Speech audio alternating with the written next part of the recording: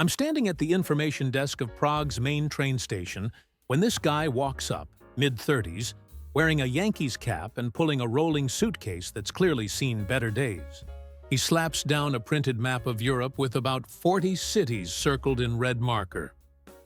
"Yeah, so I need tickets for all these places," he says, tapping the paper. "I've got 6 days." I look at the map. He's circled Prague, Vienna, Berlin, Amsterdam, Paris, Barcelona, Rome, Athens, Stockholm, and Copenhagen. That's 10 countries. In 6 days. Sir, that's not possible, I start to explain. He cuts me off. "Look, I drove through Texas in 8 hours once. This is all one place, right?" I pull out a distance calculator. Prague to Athens alone is 1,400 kilometers. He stares at the screen like I'm showing him alien technology. "But it's all Europe," he keeps saying. That was Tuesday. On Wednesday, an American woman asked me if she needed her passport to take a train from Czech Republic to Poland. I track these stories full-time across a dozen European cities. If you want the unfiltered reality of cross-cultural chaos, the kind most travel channels won't touch, subscribe. This is what I do. Because aren't they basically the same country now? I thought the EU fixed that. On Thursday, a college kid wanted to know what language Europeans speak when they're alone. Like, when you're just with other Europeans, do you switch to European? Friday brought a businessman who got genuinely upset that his Prague hotel bill wasn't in euros. He'd been in the country for 3 days, using ATMs, buying things in shops, holding actual Czech crowns in his hands. Never questioned it. Thought they were European fun money or something. When I explained Czech Republic doesn't use the euro, he actually said, "Since when?" "Since always?" I managed. "That seems inefficient," he muttered, walking away. But that was just the beginning. I work part-time as a tour guide in Reykjavik during summer months. Last June, I picked up a family from Wisconsin at their hotel. Nice people. The dad immediately asked how far we were from the main part of Europe. "We're in Europe," I said. "Iceland is a European country." Long pause. The mom looked at me like I'd just told her the moon was made of actual cheese. "No, I mean Europe, she clarified. "The big connected part, with France and stuff." I explained that Iceland is an island nation in the North Atlantic, that we're Nordic, that we're definitely part of Europe geographically and politically, just not connected by land. The daughter, maybe 16, looked absolutely devastated. "So we can't drive to Paris from here?" They'd planned their whole trip around doing day trips. In their minds, Reykjavik was like a quirky neighborhood they could use as a base. The dad had apparently looked at a map, saw Iceland in the corner near the word Europe, and made assumptions. They'd already booked non-refundable tours for later that week in Edinburgh and Amsterdam. "How were we supposed to know?" the mom asked. She wasn't being rude. She was genuinely confused. I pulled up a proper scale map on my phone, showed them that Iceland is nearly 300 kilometers from the nearest European landmass, that you can't drive here, that the flight to Edinburgh alone takes 2.5 hours. The dad sat down on a bench outside the hotel, just sat there, staring at the Atlantic Ocean, recalculating his entire vacation in real time. 3 weeks later, I had an Australian woman in my tour group who worked at a museum in Sydney. She told me about an American visitor who'd asked if they had any artifacts from the war with Austria. "Which war?" she'd asked. "You know, the big one, World War II, when Australia fought Austria." The woman had to explain that Australia and Austria are different countries, on different continents, separated by about 16,000 kilometers of ocean and land. The American guy had apparently been planning a trip to visit the Alps in Australia for 6 months. Had a whole folder of information about Australian Mozart and Australian Schnitzel. He kept saying the names were too similar, and somebody should fix that. These aren't one-off stories. I document this pattern everywhere from Reykjavik to Bucharest. The people who subscribe, They're the ones who want the full anthropological picture, not just the highlight reel. Back in Prague, I once helped a couple in their 60s who couldn't figure out why their GPS kept malfunctioning. They were trying to drive to Budapest, but their rental car GPS kept showing routes through Austria and Slovakia. "We want the direct route," the husband explained, "not this weird detour through other countries." I pulled up a map. This is the direct route. Prague is in Czech Republic. Budapest is in Hungary. Austria and Slovakia are between them.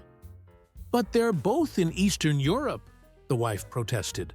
"Can't you just go straight?"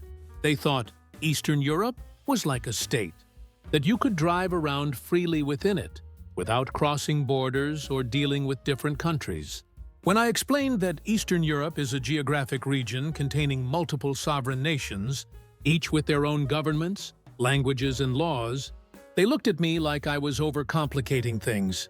"In America, you can drive from Florida to Washington without all this," the husband said. "Yes," I agreed, "because that's one country." He shook his head, disappointed in European inefficiency. My co-worker in the tourism office has a story from last August. An American woman in her 40s came in asking about trains to Switzerland. Standard question, but then she asked if the train would be in English. "The announcements will have English," my co-worker said. "But it's an international route, so you'll hear Czech, German, probably Slovak. No, I mean, will the tracks be in English?" Pause. "The tracks?" "Yeah, like, will the train run on English tracks or European tracks?" Because I read online that some countries have different systems. She wasn't asking about gauge width, which actually is different in some countries. She thought languages had physical infrastructure, that there were English railways and European railways. She'd apparently spent considerable time researching this on forums and found people discussing rail gauge compatibility, which she'd interpreted as some kind of linguistic track system. My co-worker tried explaining that trains are trains, that language is just communication, that physical infrastructure doesn't have nationality. The woman left unconvinced, certain there was something we weren't telling her. Last month, I guided a solo traveler from Oregon, maybe 25, doing a gap year trip. Smart guy, software engineer, had read 3 guidebooks. But he kept referring to the European government. Does the European government regulate that? He'd ask about random things. Restaurant health codes, traffic laws, university admissions. Finally, I had to stop him. There's no European government. Each country has its own government, but the EU is a political and economic union. Each country is still independent. He looked skeptical. But they have the European Parliament, which is part of the EU structure. But Germany has the Bundestag. France has the National Assembly. Czech Republic has our parliament. We're all separate countries. This concept troubled him deeply. In his mind, the EU was basically the European version of the US federal government, and individual countries were like states, autonomous in some ways, but ultimately under one system. The idea that France and Germany are as separate as the United States and Mexico genuinely didn't compute. "Then why did you guys unite?" he asked. "Isn't that the whole point? Economic cooperation, freedom of movement, shared policies, not political merger." He spent the rest of the tour processing this, occasionally muttering things like, "So the borders are real," and "they actually mean it about the different countries thing." I work the front desk at a small hotel in Amsterdam. Last September, an American couple checked in for 4 nights. Friendly enough. Standard questions about breakfast times and Wi-Fi passwords. On their second morning, the husband came down to the lobby looking frustrated. "Do you have any staff who speak English?" he asked me. "I'm speaking English. I've been speaking English to them since they arrived. My accent isn't even that strong. I speak English," I said carefully. "I mean like real English, American English." "Ah." He explained that he'd tried to ask the cleaning staff about extra towels, but she kept talking in European. I asked what language the staff member had used. He didn't know. European language, he repeated. I explained that our housekeeping staff are Dutch, so they speak Dutch as their first language, but most speak English as well. He could try again, or I could call up for him. He seemed bothered by the whole thing. In America, people just speak American, he said. It's easier. His wife came down an hour later asking if we had any restaurants nearby that served normal food. I suggested a few places. She asked if they speak normal there. Normal? You know, regular language. I recommended an Italian place, a Thai restaurant, and a traditional Dutch cafe. She wanted to know which one would have American-speaking servers. I explained that in Amsterdam, most service workers speak English as a second or third language, and it would be English, not necessarily American English. Why would they learn British English? She asked. Isn't America more important? I have no idea how to answer that, so I just printed out a list of restaurants with pictures. A few months earlier, I had a guy from Boston who got genuinely angry at Dutch pronunciation. He'd been trying to visit the Rijksmuseum but couldn't get his taxi driver to understand him. He kept saying Rijksmuseum and getting frustrated when the driver looked confused. When he said it to me, I understood immediately. Rijksmuseum. You kind of roll the R and the IJ sounds like I. Rijksmuseum. That's what I said. Rijks. It's more like Rayex. Why don't they just spell it normal then? Why all the extra letters? I tried explaining that it's a Dutch word in the Netherlands where Dutch is the language, so the spelling is normal for Dutch. He argued that if they want tourists, they should use English spellings. Just call it the National Museum or something. Something people can say. But Rijksmuseum means National Museum in Dutch. Exactly. So just say that. He left still angry about it. I saw him later that day trying to pronounce Gouda cheese at a market. That went about as well as expected. My roommate works at a pub in Dublin. Last spring, an American woman in her 50s spent 15 minutes trying to order a drink in what she thought was an Irish accent. The staff are Irish. They speak English with Irish accents because they're in Ireland. But this woman believed she needed to meet them halfway, linguistically. Oi'll have a point of the black stuff, so Oi will, she kept saying, attempting some kind of Lucky Charms leprechaun voice. The bartender, a guy from Cork with perfect English, just stared at her. You want a Guinness? Aye, that be what I'm saying. You can just speak normally. We speak English here. She seemed almost disappointed. Later, she told another tourist that the Irish were losing their culture because they'd adopted British English. My roommate heard this and had to walk into the back room for a minute. I guided a tour group through Krakow last winter. One guy, maybe 35, from Texas, kept trying to help Polish shop owners by speaking Spanish to them, loudly. When I asked why, he said he assumed Polish people would know Spanish since it's all the same over here. The same what? You know, European languages. They're all pretty much the same, right? Like dialects? I explained that Polish is a Slavic language. Spanish is a Romance language. They're completely different language families. As different from each other as English is from Japanese. But they're both in Europe, he insisted. So is Finnish, and Hungarian, and Greek, all completely unrelated to each other. This information disturbed him. He'd apparently been under the impression that European was a base language, and all the countries just had regional variations. Like how Americans from Boston sound different from people in Atlanta, but it's all still English. Then, how do you guys talk to each other? He asked. We learn multiple languages, or use English as a common language. Why English? I didn't have time to explain centuries of British colonialism and American cultural dominance. So I just said, it's complicated. At a cafe in Barcelona, I was sitting near an American woman trying to order in what she thought was Spanish. She was actually speaking Italian, very confident Italian. The server, a Catalan woman with excellent English, kept trying to respond in Spanish. but the American lady would switch to louder Italian. "No hablo italiano," the server finally said. "I speak Spanish, Catalan, and English." "But isn't this Spain?" "Yes, so you speak Spanish, which is basically Italian." The server looked at me. I looked at my coffee. The tourist kept going. I learned Italian for this trip because I read that Spanish people understand Italian. "They're like twin languages," the server explained very patiently, that Spanish and Italian share Latin roots, but are distinct languages.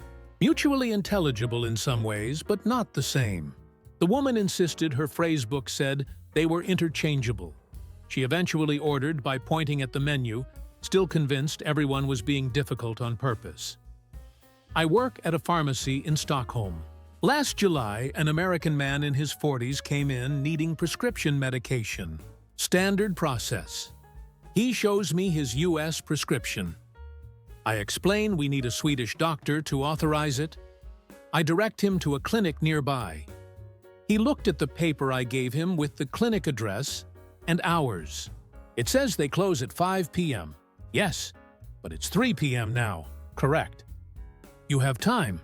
But what if I can't make it?" "They're open tomorrow at 8 a.m. Long pause. He stared at me like I'd suggested he perform surgery on himself. "They're only open until 5? He asked again. "On a weekday?" "Yes." "What about 24-hour pharmacies?" "We have a rotation for after-hours emergencies, but for a routine prescription transfer, the clinic is better." He could not comprehend a world where pharmacies close at 6 p.m. and medical clinics have evening hours that end at 5. "In America, you can get this done at midnight at a Walgreens." "This isn't America." "I can see that," he muttered. "The clinic thing is bigger than people expect." I've had so many conversations with Americans confused about why shops close at 6, why restaurants don't seat people after 9, why offices shut down at 4:30 on Fridays. The concept of limited business hours genuinely throws them. A woman from California told me Stockholm was closed because she couldn't find anywhere to eat dinner at 10:30 p.m. on a Tuesday. There were places open, but not many, and she'd expected American-style 24-hour availability. When I explained that most Swedes eat dinner between 6 and 7, she asked what people do if they're hungry later. "Eat at home," I suggested. "That's not service-oriented. I work part-time at a museum in Copenhagen. We have posted hours, 10 a.m. to 4 p.m. weekdays, 10 to 5 on weekends. These are clearly stated on our website, our door, and our tickets." Despite this, I encounter at least 3 Americans per week who are shocked we close at 4. Last month, a couple arrived at 3:45 and asked if they could do the quick version of the museum. I explained we close in 15 minutes, so maybe they'd prefer to come back tomorrow when they have more time. "Can't you just stay open a little longer?" the wife asked. "We have dinner reservations at 6. We have staff schedules and closing procedures. In the US, if customers are still inside, places stay open. Some might. We don't. They were baffled by this. Genuinely could not understand why a museum would close at its posted closing time. They kept suggesting I ask my manager for an exception, that surely the museum would want their business, that this was bad customer service. At 4 p.m. exactly, I started the closing announcement. They left, but not before the husband said, "In America, the customer comes first." I've thought about that a lot. This idea that customer preference should override everything, including posted policies, staff well-being, and scheduled closures. It's not malicious. They really believe that's how things should work. A friend who works at a rental car office in Oslo told me about an American who tried to return his car at 11 p.m. The office closes at 7. The guy argued that he'd paid for the car and should be able to return it whenever he wanted. "It's like a library book," he said. "There's a drop box. There's no drop box. We need to inspect the vehicle." "Make one." My friend explained that rental cars are expensive pieces of equipment that need proper check-in procedures. The American insisted this was a deliberate inconvenience, that American rental places have solved this problem, and that Norway was behind the times. "We're not behind," my friend said. "We just close at 7.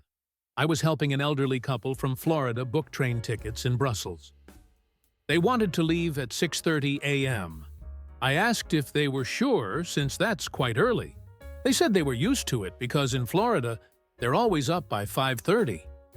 "That's nice," I said. "But are you accounting for the time difference?" Blank stares. "You're 6 hours ahead of Florida time here. So 6:30 a.m. Brussels time is 12:30 a.m. in Florida." More blank stares, meaning you'd need to wake up at what feels like midnight to you. The husband pulled out his phone and checked. His face went through several emotions. We didn't think about that." They'd been in Brussels for 3 days and hadn't adjusted their concept of time. They'd been operating on Florida time mentally while trying to keep Belgian schedules physically. That's why they'd been exhausted. "Why doesn't Europe just use the same time as America?" the wife asked. "It would make travel easier." I explained that time zones exist because the Earth rotates and the sun can't be in the same position everywhere simultaneously. She understood the concept, but seemed to think it was an unnecessary complication that could be solved with better planning. "Daylight saving time is confusing enough," she said. "Now we have to remember that you're in the future?" "We're not in the future. We're in a different time zone." Same thing. At a hotel in Bucharest, I watched an American businessman argue with the receptionist about checkout time. It was listed as 11 a.m. He wanted to leave at 2 p.m. without paying for late checkout. "It's only 3 hours," he kept saying. "That's not even a full workday." The receptionist explained the late checkout fee. He argued that hotels in America let you stay until noon for free, sometimes later. She explained that this hotel's policy is 11 a.m., clearly stated at booking. "But I have meetings until 1 p.m., he said. "Am I supposed to just stand in the lobby with my luggage? You could store your luggage with us and retrieve it after your meetings." He looked at her like she'd suggested he dig a hole and bury it. "That's not convenient." It's complimentary luggage storage. In America, this is Romania. He paid the late checkout fee, but he wasn't happy about it. The best one happened 3 weeks ago. I was guiding a walking tour through Prague's Old Town Square when a woman from Tennessee stopped me mid-explanation of the astronomical clock. "Quick question," she said. "What country are we in right now?" "Czech Republic." "Right, but which part of Europe is that?" "Central Europe. We're in the heart of—" "No, I mean, which European country are we in? Like, the actual country that Czech Republic is in?" I stared at her. The other people in the tour group stared at her. She looked around, confused by our confusion. "Czech Republic is a country," I said slowly. "An independent, sovereign nation." "Since when?" "Since 1993, when Czechoslovakia split peacefully into Czech Republic and Slovakia." "But before that?" "Before that, Czechoslovakia. Before that, various empires and kingdoms." "It's complicated." She nodded, but I could tell she still thought Czech Republic was maybe a region or a province of something bigger, like how Kansas is part of the United States. In her mental model, Europe was a country, and we were all just living in different sections of it. Her husband asked if people in Czech Republic consider themselves European or Czech. I explained that both identities exist simultaneously, that you can be Czech and European the same way someone can be Texan and American. "But you pay taxes to Europe, right?" he asked. "No, to Czech Republic." "What about the European Union?" "That's different. That's not a government. It's a political and economic union, I know," the wife interrupted. "But practically, isn't it the same thing?" We were standing in front of a building that's been there since 1338. The astronomical clock behind us was built in 1410. This country, in various forms, has existed in this spot for over 1,000 years. And I'm explaining that it's actually a real place, not a theme park section of Europeland. I think about these moments a lot. They're never mean-spirited. Nobody's trying to be disrespectful. They genuinely don't know, because the way we think about geography and nations in Europe doesn't match up with how those concepts work in America. When you grow up in a country where you can drive for 3 days in any direction and still be in the same nation, the idea of crossing 4 borders in an afternoon sounds fictional. But here's the thing. These misunderstandings work both ways. I've never been to America. If I went tomorrow, I'd probably mess up constantly. I'd probably be confused about sales tax not being included in prices. I'd definitely struggle with tipping culture. I might not understand why everything's so far apart, or why the drug commercials have more disclaimers than a legal contract. We're all just doing our best in places we don't fully understand. The stories keep coming because I'm in the field daily, collecting them. Most content creators react to viral tourist fails. I research the pattern behind them. If you recognize that distinction and want this level of ground truth reporting every week, you know what subscribing gets you. And honestly, that's fine. That's the whole point. You go somewhere different. You learn it's actually different. You adjust. And these stories? They never stop coming. Yesterday, someone asked me if Prague has its own language or if we just use European. Tomorrow, somebody will probably ask me if they need a passport to take the metro to Vienna. Next week, someone will absolutely try to pay for something in euros and seem shocked when I say we use crowns. I'll keep my calculator ready for the distance questions. I'll keep explaining that countries are real. And somewhere, right now, another tour guide in another European city is having the exact same conversation I had this morning. The astronomical clock chimes behind me. It's been doing that since 1410.